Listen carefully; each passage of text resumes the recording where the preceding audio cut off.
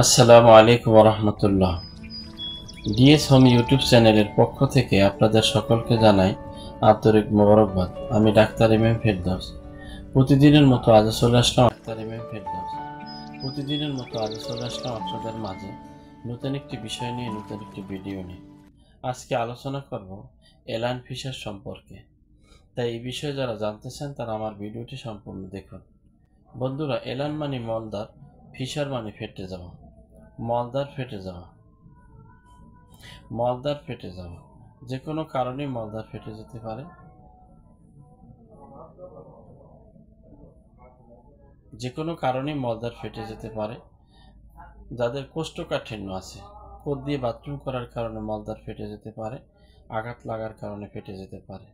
যে কারণেই ফেটে যাক, এই যে ওষুধগুলো দিয়ে দেব, এই ওষুধগুলো যদি নিয়মিত আপনারা 1 মাস সেবন করেন তাহলে আপনাদের এনাল ফিশার থাকবে। এজন্য আমি দুটি ওষুধের কথা উল্লেখ করব।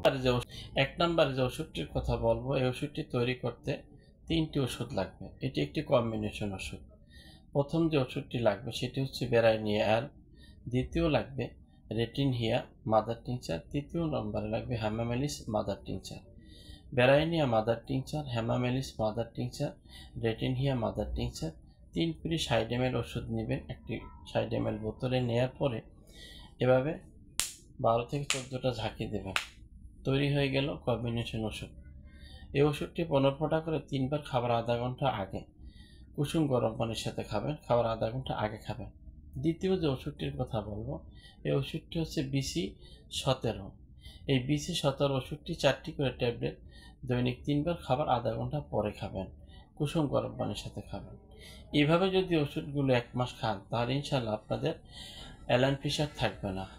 আশা করছি ভিডিও যদি ওষুধ দুটি আপনারা নিয়মিত সেবন করেন তাহলে ইনশাল্লাহ 1 মাসের মধ্যে আপনার অ্যালান ফিশার ভালো হয়ে যাবে।